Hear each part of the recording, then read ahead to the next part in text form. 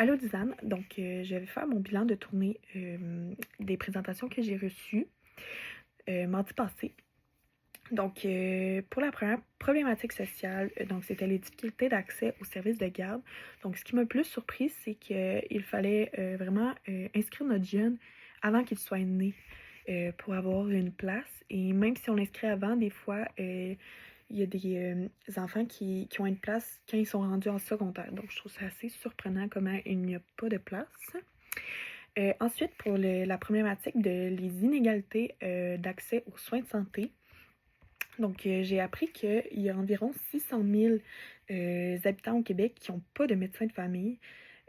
Donc, ça m'a vraiment surpris parce que je savais qu'il y avait beaucoup de gens qui n'avaient pas de médecin de famille, mais je ne croyais pas autant que ça.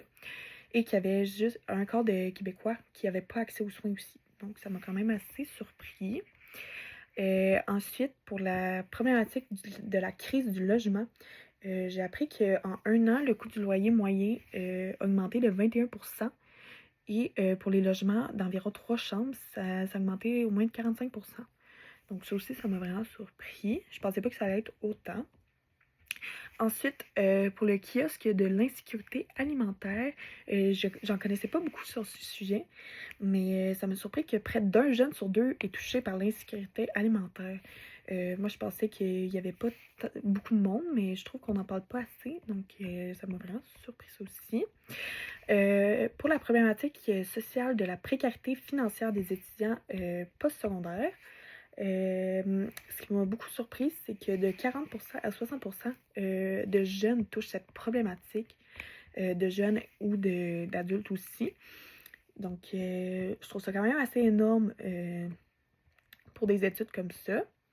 Et finalement, pour la problématique sociale de la difficulté d'intégration des personnes migrantes, j'ai appris que en Afrique et en Asie, c'est ceux-là qui migraient le plus. Ce qui m'a aussi surpris.